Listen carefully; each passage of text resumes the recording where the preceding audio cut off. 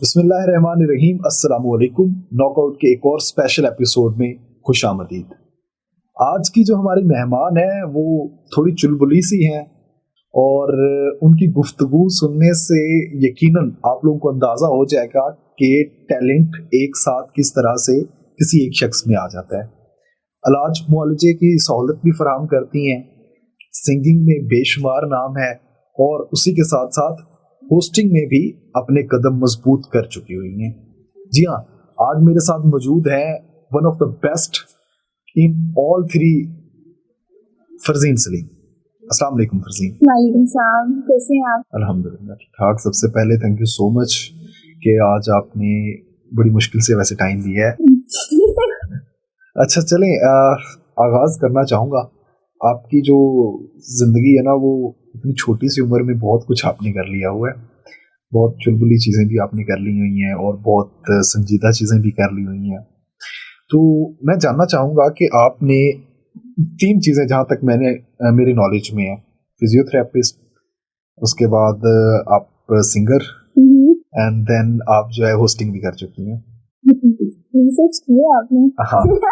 तो 3 चीज़ें को कैसे मैनेज करती हैं? मैनेज कैसे करती हूँ? हाँ। मैं ना शुरू से ही बहुत हाइपर एक्टिव हूँ अपने कामों में, और मुझे बचपन से ही एक जज्बा था कुछ करने का, अभी भी है। तो फिजियोथेरेपी का ये सीन है कि मेरी वालिदा ने मुझे कहा था कि अगर तुम्हें कुछ भी करना है, अपना पैशन परस्यू करना है, सिंगिंग करनी है, होस्टिंग करनी है, तो ये तुम्हारे अंदर बिल्ट इन चीजें हैं। मतलब मुझे मैथ कॉम करना था। अच्छा। I was dying to study math communication, लेकिन मेरी मदर का ये था कि वो चाहती थी कि मैंने एफएससी पे मेडिकल किया है, तो उनको मुनासिब नहीं लग रहा था कि मेडिकल पढ़ के मैं फिर आर्ट्स की फील्ड में जाऊँ। तो वो मुझे कहती थी कि फजील ये तो वो एबिलिटीज हैं जो तुम्हारे अंदर बचपन से हैं, तो बजाय इसके कि तुम सब्जेक्ट्स इन चीजों के पढ़ो, ये तुम्हारे अंदर है, हमें दिख रहा है, तो तुम डॉक्टर बनो। तो अब मुझे उन्होंने कंडीशन दी थी कि अगर तुमने इन सब चीजों को करना है, सिंगिंग को, होस्टिंग को, तो उसके लिए तुम्हें डॉक्टर भी बनना पड़ेगा। साथ में डॉक्टर बनो, साथ में जो मर्जी करो। तो फिर वो समझ लें कि I had to manage. Okay, तो मतलब जो सिंगिंग वाला सीन है ये पहले आता है या फिजियोथेरेपी वाला पहले आता है या फिर होस्टिंग वाला? तीनों को अगर हम देखते हैं तो आपके नजदीक सबसे जो करीब तरीन चीज है वो क्या है? मतलब आप ये पूछ रहे हैं कि पहले मैंने क्या स्टार्ट किया? नहीं, आपके जो अभी भी आज भी अगर आपको तीनों चीजें मैनेज करनी पड़ रही हैं तो सबसे करीब तरीन चीज क्या है कि हाँ उस चीज के लिए आपको बुलाया जाए तो आप फौरन एक्टिव हो जाती हैं? मैं इसके जवाब में भी अपनी मदर को ही अहमियत दूंगी। मेरे लिए फिजियोथेरेपी इम्पोर्टेंट है, बिकॉज मुझे लगता है कि मैंने अपनी लाइफ में जो भी ये चीज किया है, मैंने पहले अपने पेरेंट्स की बात को इम्पोर्टेंस दी है, उनको ऑनर दिया है, तो उसके सदके में मुझे बाकी 2 चीजें भी अल्लाह ताला ने दे दी हैं। लेकिन जब मैंने उनकी बात को पीछे किया है ना, या दिल से नहीं उसको किया, तो मुझे बाकी की 2 चीजें भी नहीं मिलती। तो ये बड़ा इंटरकनेक्टेड सा मामला है, इसलिए फिजियोथेरेपी कर ले। चलो हम थोड़ा सा जो है, मैं म्यूजिक से स्टार्ट करना चाहता हूँ। आप म्यूजिक से स्टार्ट करें? हाँ, मैं म्यूजिक से स्टार्ट, क्योंकि मैंने आपको म्यूजिक की फील्ड में बहुत प्रोएक्टिव देखा है। ठीक है, तो उसी हिसाब से मैं चाहता हूँ हम सेगमेंट्स को लेकर चलेंगे, फिर उसके बाद हम थोड़ा सा फिजियोथेरेपी के बारे में बात कर लेंगे। अच्छा, मुझे ये बताएं कि फर्स्ट डे एंड फरजीन बैठी हुई है, उसको रियलाइज हुआ है कि हाँ मैं तो गाना भी गा सकती हूँ, तो फिर वो दिन मुझे डिस्क्राइब करके बताएं आप।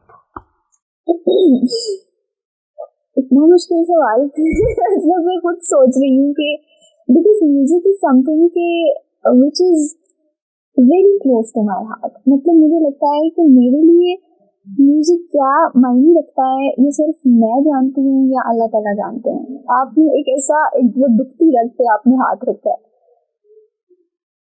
बचपन से मुझे अपने हाथों में माइक नजर आता था। ये आपको मैं बहुत अनरियल सी बात बता रही हूँ। नहीं, मैं इमेजिन कर सकता हूँ कि जस्ट इमेजिन मैं उस चीज से गुजरा हुआ हूँ, म्यूजिक की फील्ड में नहीं, किसी और में, लेकिन हाँ मैं वो चीज फील कर रहा हूँ कि मुझे ना ऐसे जैसे होता है ना कि आप सोने के लिए लेटे हो या आप बैठे हो तो आपके जहन में अचानक से कुछ ख्याल आए हैं। मैंने बचपन से अपने आप को देखा माइक पकड़े हुए। उसके बाद ये तो मैं देखती थी, साथ में ये भी देखती थी कि बहुत सारे लोग हैं जो चीख रहे हैं मुझे देख के, मतलब they want to see me और they are screaming my name. और मैंने माइक पकड़ा और फिर पेरेंट्स की तरफ से भी था शुरू से ही नात, तिलावत, मेरे नगमे, स्पीचेस, तो फर्स्ट पोजीशन लेनी हमेशा। और स्कूल में भी हेड गर्ल, हर जगह पे मतलब आगे आगे को करिकुलर एक्टिविटीज में। तो कुछ था, मतलब मुझे प्रोफेशनल लाइफ में आगे रियलाइज नहीं हुआ, मुझे बचपन से ही डीप इन माय हार्ट था कि है, मतलब वो एक था, वो चीज है मतलब मेरे अंदर कि मैं बन सकती हूँ, मैं कर सकती हूँ। सकती वाली चीज नहीं है, ये बड़ा एक मसला है मेरे साथ। अच्छा, शुरू से यही है कि बनोगी, बनने वाली हो, बनोगी नहीं। काफी चीजें हैं जो आपने, मैंने पहली मुलाकात से आज अगर मैं आपके सामने बैठूं तो बहुत मैंने चेंज देखा आप। अच्छा, मुझे ये बताएं, पहला गाना जब कोई भी प्रोफेशनल में जब आप आ चुकी थी तो याद है आपको कौन सा आपने गुनगुनाया था, या जिसको खुद सुनने के बाद अरे यार ये तो मैंने बहुत अच्छा कर दिया? कवर सॉन्ग्स मतलब जैसे परफॉर्म किया था? हाँ, परफॉर्म आप कह सकते हैं, जो फर्स्ट टाइम आपको खुद बहुत अच्छा लगा हो कि यार मतलब क्या, मतलब मैंने बहुत अच्छा गाया। हाँ, बहुत अच्छा कह रहे हैं आप। सोचना पीछे अब जा रही हूँ, सोच रही हूँ। पहला गाना में मुझे ऐसा लगता है कि मेरी मैडम नूरजहां जी का एक गाना है, मैं तो मेरा दिल बज जानी। तो मुझे लगता है कि मेरी लाइफ में कहीं एक फेज ऐसा आया था कि मेरी उस गाने के साथ बहुत अटैचमेंट सी हो गई थी। और मैंने उस गाने को बहुत सीरियस ले लिया था। और यू कांट इमेजिन कि मुझे 6 महीने बाद जाके पता चला कि इस गाने में तो इतनी बारीकियां थी और मैं इसको गलत गाती रही। फिर मेरी जो अटैचमेंट 100% थी वो ज्यादा हो गई। और फिर वक्त के साथ साथ अब मुझे रियलाइज होता है कि यार मैं कितनी बेवकूफ थी। मैं कॉम्पिटिशन्स में मैडम नूरजहां के गाने ऐसे उठाती थी कि जैसे इजी सीन है। और अब जब मुझे मतलब म्यूजिक की एक बहुत मजे की बात है कि वक्त के साथ साथ आपको वो वाले नोट्स भी सुनाई देने लगते हैं जो आपको पहले नहीं दे रहे होते। बिल्कुल ऐसे। Once you start getting music तो आप वही गाना जो 2 महीने पहले सुन रहे थे और आपको वो सुर सुनाई नहीं देते थे, 2 महीने बाद after showing the consistent behaviour आप कहते हो यार अच्छा इसमें ये नोट भी था, तब मुझे क्यों नहीं सुनाई दिया। तो इस गाने के साथ मेरी एक बड़ी परफॉर्म करने के बाद भी एक अच्छा फील होता था और बड़ी एक अटैचमेंट भी हो गई थी इस गाने को। म्यूजिक वैसे भी काफी पेचीदा है, इसको सुनने वाले लोग सिर्फ इसके अंदर क्या बज रहा है, क्या गाया जा रहा है, यहीं तक रहते हैं। तो अब गाने वाला जो है ना उसको पता होता है कि इसके अंदर चल क्या रहा है। ऐसा ही है। और जब आप उस स्टेज पे पहुंचते हैं ना तो फिर आपको लगता है यार अभी तो बहुत कुछ इसके अंदर पड़ा हुआ है। मैं exactly. बहुत खैर ये चीज तो ऐसी ही है, लेकिन इससे थोड़ा सा आगे अगर जाऊं तो रिसेंटली आपके एक म्यूजिक है जो कि माहिया के नाम से आपने किया है और वन ऑफ द बेस्ट भी मैं कह सकता हूँ क्योंकि मैंने सुना है जब तो मुझे बहुत अच्छा लगा है। तो उसके बारे में कैसे ख्याल आया था और उसकी बैक स्टोरी क्या है, माहिया तक आप कैसे पहुंची? माहिया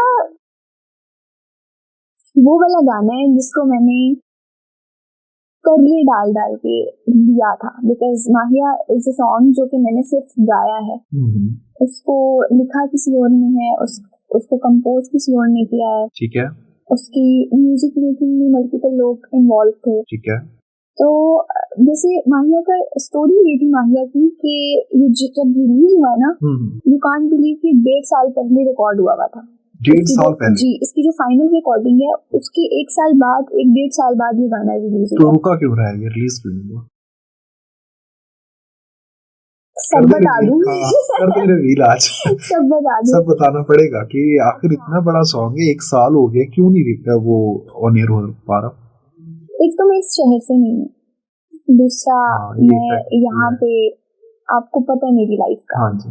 दूसरा मैं बहुत ज्यादा रिच फैमिली से बिलोंग नहीं करती, मतलब I belong to very middle class family. ठीक है। बहुत जैसे होता है कि मतलब स्ट्रगल और वो जिंदगी आपने देखी है, स्ट्रगल जो एक मिडिल क्लास तबका होता है, मैं उस फैमिली से बिलोंग करती हूँ। तो एक मिडिल क्लास इंसान का, मेरा कोई म्यूजिकल बैकग्राउंड नहीं है, कोई मेरी फैमिली में पता ही नहीं है किसी को, म्यूजिक से कोई किसी का वास्ता नहीं है।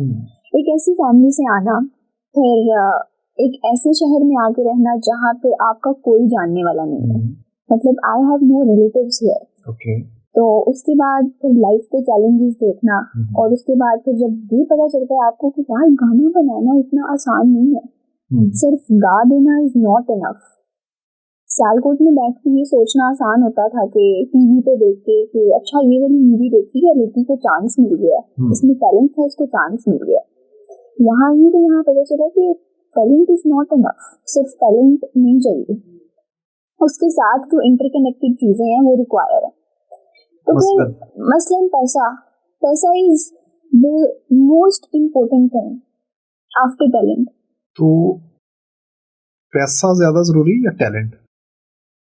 टू बी ऑनेस्ट बताऊं, आजकल का जो दौर चल रहा है दोनों जरूरी है। अगर सिर्फ पैसा होगा तो आपको जो फेम मिलेगा वो सस्टेन नहीं कर पाओगे आप। Exactly. अगर सिर्फ पैसे की बेस, हमने देखे हैं ऐसे कई सिंगर्स हैं, एक दो दफा उनको देखते हैं फिर गायब हो जाते हैं। अगर सिर्फ टैलेंट की बेस पे होगा तो आपको अपॉर्चुनिटीज लेने में बहुत मसला होगा, क्योंकि लोगों को सिर्फ आपका टैलेंट नहीं चाहिए। अगर आप एक लड़की हो और आप म्यूजिक इंडस्ट्री में हो तो you have to work on your looks.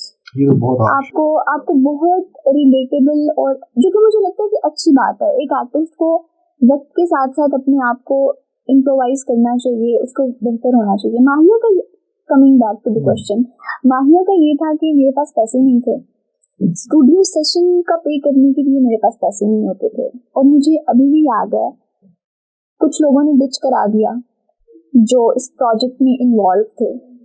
कुछ लोगों ने जो लोग जो थे किसके रिलेटेड थे? म्यूजिक से रिलेटेड नहीं, म्यूजिक से तो थे, म्यूजिक प्रोडक्शन से रिलेटेड। अच्छा, प्रोडक्शन कौन सी थी? म्यूजिक प्रोडक्शन माफिया की, जिन्होंने लाइक जो चाहते थे ना, मतलब थोड़ी सी वो कोई ऐसी प्रोडक्शन थी जो पहले भी करती थी? नहीं, कोई नामवर प्रोडक्शन नहीं है। ठीक है। तो वो लोग हैं जो पहले चाहते थे कि मैं माहिया गाऊं, और बाद में जब मेरी अटैचमेंट हो गई, जब मुझे लिरिक्स दिल को भा गए, और जब मुझे ऐसे हुआ कि यार ये गाना तो मेरे लिए है, मुझे ही गाना है, तो फिर वो सबसे दुख की बात ये है कि जब कोई इंसान आपको डायरेक्टली ना नहीं करता, आपको लारे लगाता है, ऐसे घुमाता है। हाँ यार फनी कल करेंगे, फनी परसों करेंगे, हाँ फनी कल 10 बजे आई विल बी रेडी। मैं सोच रही हूँ भाई फोन बंद है उस टाइम पे। फिर मुझे समझ आया, माहिया ने मुझे बहुत कुछ सिखाया।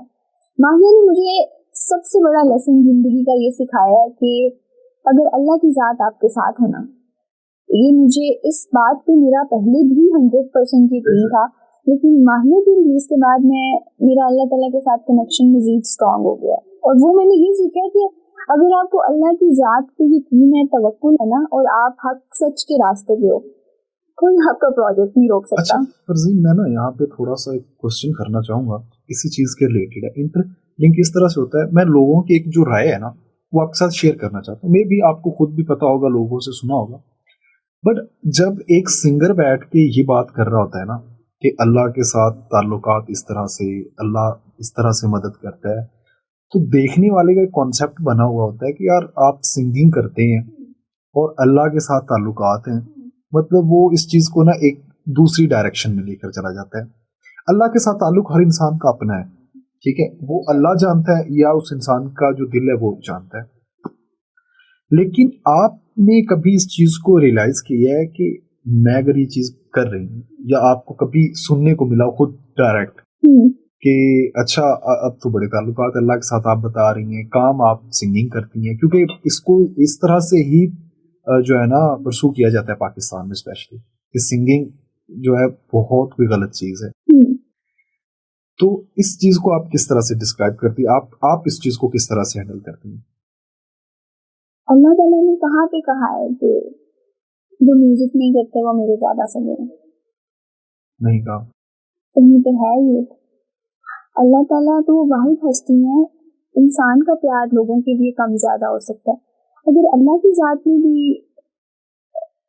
मतलब अगर अल्लाह की जात में भी अमाल देख के प्यार करना है, तो वो फिर इसीलिए तो वो पूरी दुनिया का मालिक है, उसने तो इंसान। और मुझे लगता है कि ये एक बहुत सेंसिटिव क्वेश्चन है। हाँ है तो बहुत। और मेरा अल्लाह ताला के बारे में जो पर्सपेक्टिव है ना, लोग नहीं समझ सकते। मुझे लगता है कि मैं बता भी नहीं सकती। मतलब मैं बताना भी चाहूंगी ना तो बहुत लंबी बात होगी, लेकिन अल्लाह ताला ने कहीं पे ये पैमाने नहीं रखे, जो ये क्राइटेरिया अल्लाह ताला ने सेट नहीं किए। अल्लाह ताला तो पत्थर में भी रिस्क देता है कीड़े को। तो जो मालिक चुरिंद परिंद जानवर इन सब के लिए इतना सोचता है, तो वो इंसान जिसको अशरफुल मखलूकात बनाया है, उसको वो इस बात पे प्यार नहीं करेगा कि ये सिंगिंग करती है, ये म्यूजिक में है। तो मेरा अल्लाह ताला को लेके बहुत एक अलग पर्सपेक्टिव है। लोग मुझे बोलते हैं, आपने पूछा ना कि आपने कभी सुना ऐसा, बहुत सुनती हैं, आए दिन सुनती हैं। कुछ ऐसे लोग हैं जो मुझे आए दिन कहते हैं कि म्यूजिक छोड़ दो, तो सुन लेते हैं बस। चलें, ये तो देखें हर इंसान का अल्लाह के साथ अपना एक ताल्लुक होता है। तो खैर माहिया की स्टोरी तो बड़ी दर्दनाक है आपकी। माहिया की स्टोरी नहीं है, बुक है। बुक कैसे? माहिया का बड़ा सीन है। चलें, हम माहिया का जो यहाँ पे ना एक छोटा सा क्लिप भी ऐड करेंगे, क्योंकि मैं चाहता हूँ कि आप लोग सुने इस सॉन्ग को, चाहे थोड़ा सा। और इस टाइम पे मैं थैंक यू कहना चाहती हूँ कुछ लोगों को। हाँ जरूर। माहिया के साथ जो जुड़े हुए हैं, तो नाम नहीं मैं लूंगी, लेकिन ऑब्वियसली जितने भी लोगों ने मुझे सपोर्ट किया, वोकल सेशन से लेकर वीडियो तक, जाहिर है जहाँ पे वो सब यकीन करें आप कि वो मेरे लिए अल्लाह ताला की तरफ से ब्लेसिंग थे। जिनका काम नहीं भी था ना माहिया के साथ, जिस बंदे ने मेरे वोकल्स किए हैं ना माहिया के, उसका कोई ताल्लुक ही नहीं था माहिया के साथ। और मैं अब इतनी दुआएं देती हूँ, इतनी कि अल्लाह ताला इन सब लोगों को कामयाब करें बहुत ज्यादा। तो माहिया इज अ लॉन्ग स्टोरी। जो लोगों के लिए आसानियां पैदा करते हैं ना, अल्लाह पाक उनके लिए खुद भी आसानियां बहुत पैदा करते हैं। बेशक ऐसे ही है। खैर हम थोड़ा सा अब आपकी उस टॉपिक पे जाते हैं जो आपकी वालिदा के दिल के बहुत करीब है, इस वजह से आपके दिल के भी बहुत करीब है। हाँ उस वजह से, क्योंकि मैं जहाँ तक आपको जानता हूँ तो मेरे ख्याल में तो कुछ और आपको चाहिए था, लेकिन जाहिर है माँ बाप जो है उनको हम ना सबसे आगे रखते हैं। घर तो जाना होता है ना फिर वीकेंड पे। बिल्कुल। अच्छा, इसमें मतलब जो ये फिजियोथेरेपी वाला सीन है, इसमें सबसे पहले तो मुझे बताइए कि कहाँ से वैसे आपने? यूएमटी से की। अच्छा,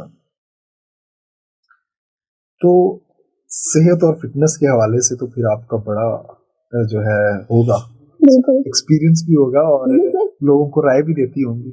ऐसा ही है। एक राय मुझे दें। जी पूछें। कोई भी, मुझे देख के आप बताएं कि मुझे मतलब मजीद खुद को अगर फिट करना है, कुछ भी करना है, उस हवाले से। आप मुझसे पूछ रहे हैं? हाँ मैं आपसे पूछ रहा हूँ। ये सब लोग देखें जी, ये पीसीबी में होते हैं और ये मुझसे पूछ रहे हैं कि मैं इनको राय दूं। देखिए आपने डिग्री ली हुई है ना, आपने वो चीजें प्रैक्टिकल की हैं। मैं तो यूट्यूब खोल के देख लूंगा या किसी और प्लेटफॉर्म से, आज मेरे सामने बंदा बैठा हुआ है, चीजें पूछ लेता हूँ। क्वेश्चन क्या है आपका कि आप अपनी जो फिजिकल हेल्थ है उसको मुझे देखकर आपको क्या लगता है क्या इम्प्रूव करना चाहिए मुझे आपके इस चीज के रिलेटेड? फिजियोथेरेपी। ऐसे मुझे कैसे पता चलेगा? वैसे आपकी चाल ढाल तो ठीक है, गेट आपका ठीक है। हाँ। और गेट किसको बोलते हैं? जो आपका नॉर्मल चलने का अंदाज होता है। ओके, इसको गेट बोलते हैं। गेट, ये वो दरवाजे वाला गेट आए वाला गेट, इससे आ जाता है। ये जो गेट है ये सिर्फ फिजियोथेरेपी वाले लोग ही जानते होंगे इस गेट को। ऐसे मैं तो फर्स्ट टाइम सुन रहा हूँ। आपको बताएं कि जैसे मैंने आपको असेस किया जितना, तो उस हिसाब से तो मुझे आप ठीक ही लग रहे हैं। मुझे ऐसा लग नहीं रहा कि देयर इज समथिंग जो कि इम्प्रूव होने की जरूरत है। हाँ देखा ना, कुछ बताए बगैर भी आपको बता दूं। अच्छा मुझे ये बताएं कि अभी तक आपने इसको प्रैक्टिकली भी किया एक्सपीरियंस फिजियोथेरेपी को? हाँ जी। ठीक है, तो इसमें आप जब कर रही होती हैं तो आपको इत्मीनान किस चीज से मिल रहा होता है सबसे ज्यादा? क्योंकि ये एक मतलब कह लें तो सोशल वर्क भी है।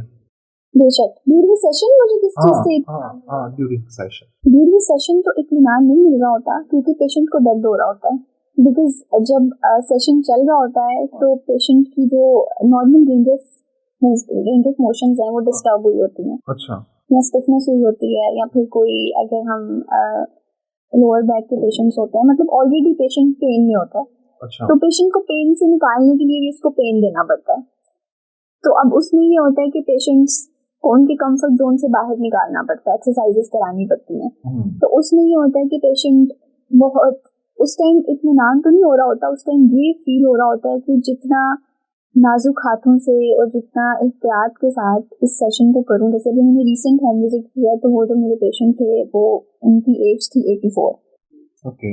तो that was such a task for me. तो मैंने उनको इतना एहतियात, इत्मीनान मुझे तब होता है जब मैं अगले दिन सेशन पे जाती हूँ और पेशेंट मुझे बताता है कि आज मैं बेहतर हूँ, या मुझे नहीं भी बताएं तो मुझे उनकी मूवमेंट्स इम्प्रूव नजर आ रही होती हैं, और पेशेंट का चेहरा देख के ना पता चल जाता है कि उसने इम्प्रूव किया कि नहीं। तो वो जब मैं चेहरा देखती हूँ ना, थोड़ा सा खिला हुआ, थोड़ा सा स्ट्रेस से बाहर, तो वो चीज मुझे इत्मीनान देती है।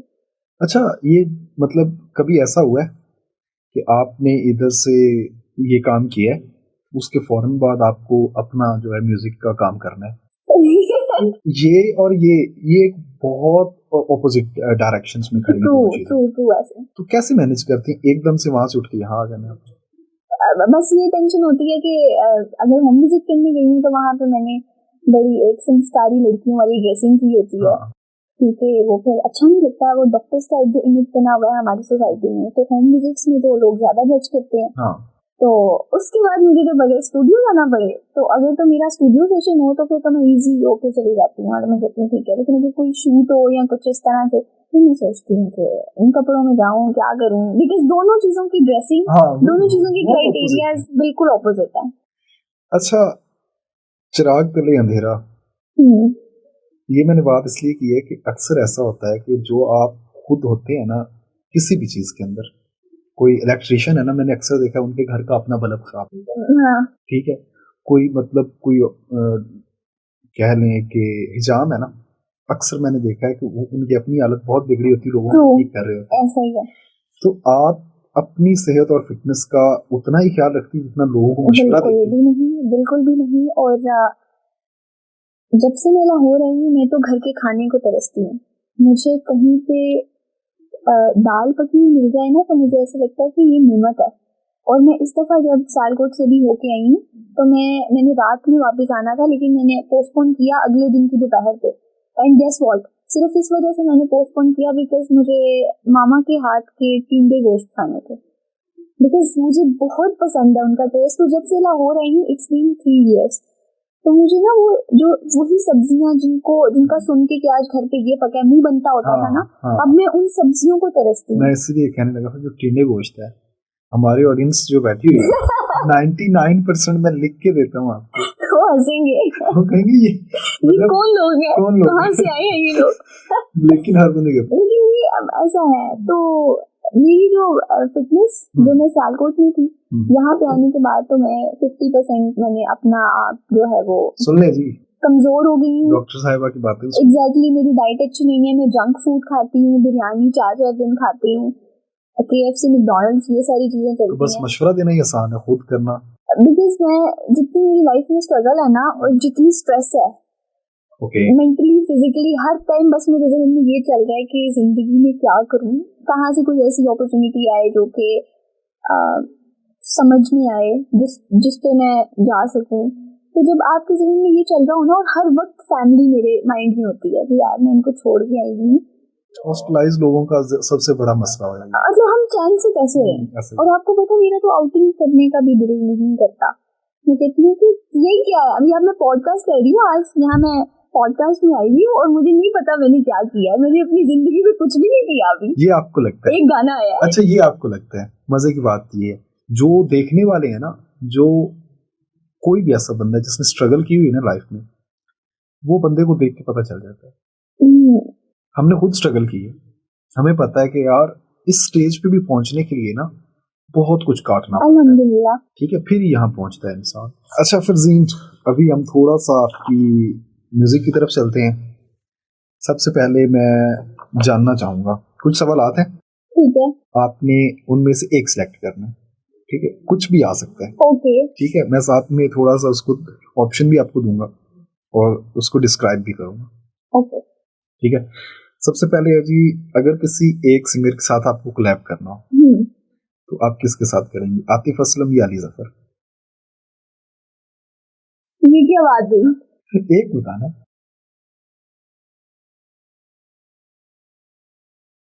आतिफ असलम। आतिफ, जैसे आई लव बोथ। हाँ, लेकिन अली जफर सर के प्रोजेक्ट में भी रिसेंटली मैंने थोड़ा सा काम किया। अच्छा, तो इसलिए आतिफ सर के साथ नहीं किया, तो इस वजह से आतिफ के साथ जा रही है, उधर काम कर लो। बिकॉज उधर अभी कुछ नहीं किया। हाँ ठीक है, चलें थोड़ा सा आगे चलते हैं। बतौर होस्ट किससे ज्यादा मुतासिर हैं, शाइस्ता लोधी या नादिया हुसैन? सच बताऊं तो मैंने दोनों को भी इतना नहीं सुना। किसको आपने सुना या जिससे आप इंस्पायर? इन दोनों में से मैंने कंपैरेटिवली सुना है डॉक्टर शाइस्ता लोधी को। शी इज डर्मेटोलॉजिस्ट, तो इसलिए वो थोड़ा सा उनको मैं देखती रहती हूँ इंस्टा पे भी। ठीक है, अच्छा, क्लासिकी जो मौसीकी होती है, इसमें पहले वैसे आपने बात की, आप उसी के साथ ही जाएंगी, बट स्टिल देख लेते हैं। तो ज्यादा कौन है जो आपको, आपके दिल को खींचता है क्लासिकल म्यूजिक में? हाँ, मेहदी हसन या नूरजहां?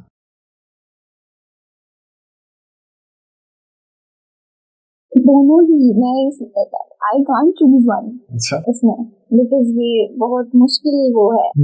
ऐसा है क्या? बहुत मुश्किल है वाकई, लेकिन फिर भी एक। मुझे नहीं पता, मुझे क्लासिकल म्यूजिक नहीं आता। अच्छा, नहीं आता? मैं कैसे? नहीं, ऐसा हो नहीं सकता। फिर भी चले, वैसे ओवरऑल आप इन दोनों में से किसको ज्यादा लाइक करते हैं? चलो हम दोनों को ही करती हूँ, इनका कोई कंपैरिजन मतलब सबसे पहले तो मुझे क्लासिकल म्यूजिक नहीं आता। मैं आई एम प्योर अताई। ठीक है, अताई बोलते हैं तो जिसमें कोई म्यूजिकल बैकग्राउंड नहीं होता। पर मुझे कुछ नहीं पता क्लासिकल, मतलब मैं सुनती बहुत हूँ, लेकिन मुझे वैसे वो जैसे होता है ना एक ग्रेप और उस तरह से वो नहीं है मुझे। अच्छा, अभी जो पास दिस क्वेश्चन। चलें ठीक है, पास करो। जदीद जो आजकल के म्यूजिक चल रहा है, इसमें आपको कौन है, अली सेठी या अब्दुल्ला कुरैशी? अब्दुल्ला कुरैशी ने तो म्यूजिक छोड़ दिया। कब? आपको नहीं पता? नहीं, मुझे तो क्वेश्चन आया हुआ था, मैंने कहा पूछ ले। Abdullah Qureshi, if I am not wrong, correct me if I am wrong, मुझे जितना फॉलो करती हूँ मैंने म्यूजिक छोड़ दिया हुआ। ओके, तो जो पहला ऑप्शन था वो क्या था? अली सेठी। अली सेठी। तो वो तो क्या बात है। उनके तो लाइव सेशंस में इतनी सीख होती है। हाँ, ये तो है। अच्छा, कोक स्टूडियो में मतलब एक चीज जो है, मुझे कोक स्टूडियो या फिर साउंड जो स्टेज होता है, इन दोनों में से एक अपॉर्चुनिटी मिले तो किसको ग्रैब करेंगे? मुझे कोक स्टूडियो का तो नहीं पता, लेकिन मुझे जुल्फी भाई के साथ काम करना है। ओके, मुझे मतलब बस जिंदगी में एक मेरा ख्वाब है कि मैंने उनके साथ काम करना, बिकॉज पता नहीं क्यों मुझे I am dying to experience, मुझे उनके साथ कुछ स्टूडियो सेशंस और कुछ ऐसा करना है, because he is an amazing artist. वैसे मुझे दोनों बहुत पसंद है, तो एनर्जी और स्टाइल एक है, डिफरेंट है दोनों। अच्छा, ऑपोजिट है, नसीबो लाल और आइमा बेग। सेम कैसे हैं मुझे ये बताएं। मैंने कहा है ना, दोनों बहुत ऑपोजिट है, बहुत ऑपोजिट है, बट स्टिल मैं उस एनर्जी के पॉइंट ऑफ व्यू से कह रहा हूँ। नसीबो जब स्टेज पे होती है ना, तो एनर्जी के हिसाब से मैं किसके साथ हूँ? आप किसके साथ खड़े होना पसंद करेंगे? मैं दोनों के साथ ही करूँगी। दोनों का मतलब एक चूज करना है ना, मसला तो ये है, एक चूज करना है। नसीबो लाल। तो फरजीन, अब हम उस स्टेज पे आ गए हैं जो जिसका मैं बेसब्री से इंतजार कर रहा था। सबसे पहले तो मैं आपको ये बता दूं कि आज पूरे स्टूडियो की तरफ से मेरे पास लिस्ट बनी हुई है एक लंबी, कि फरजीन आ रही है तो सब कुछ सुनना है, लेकिन वो सॉन्ग सुना है जो जिसकी वजह से ना बहुत कुछ आपके साथ हुआ है, और आई होप सो कि वो आपके दिल आप माहिया की बात करें। हाँ, माहिया की, तो प्लीज।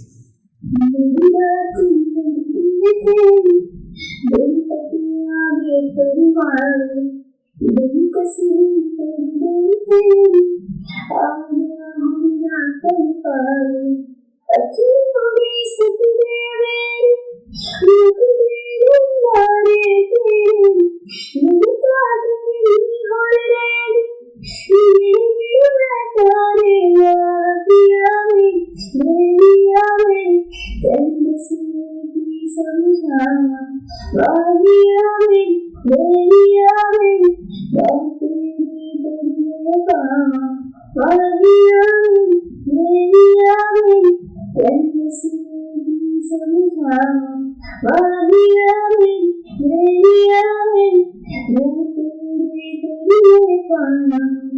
वंडरफुल। Thank you.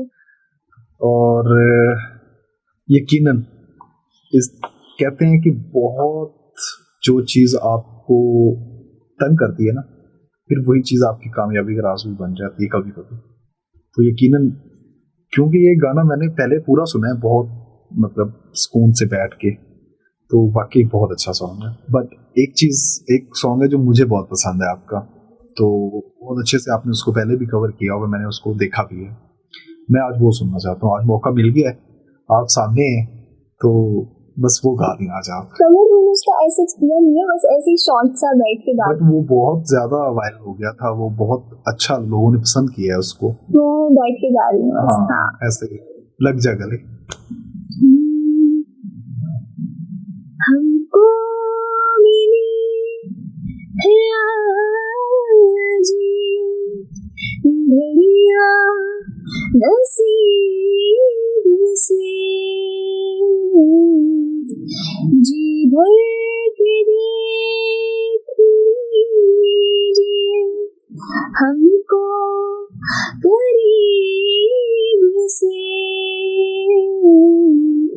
फिर आपके नसीब ये रात हो न हो, शायद फिर इस जन्म में मुलाकात हो न हो, लग जा गले से।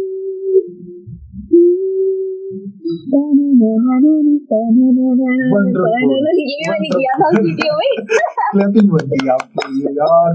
मतलब जो इमोशंस है ना इस गाने के, वो फील होते हैं, मतलब यार ये गाना इज समथिंग कि आप कभी भी सुनो ना, आपको ऐसा लगता है कि पिताजी आपके पास बैठी है, मतलब ऐसा फील होता है कि सुन रहे हो आप live.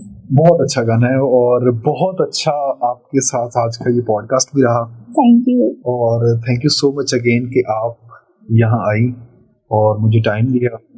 Thank you so much कि आपने ऐसा सोचा कि मैंने अपनी लाइफ में कुछ अचीव किया है, वरना मुझे ऐसा लगता है कि अभी आई एम नोवेयर।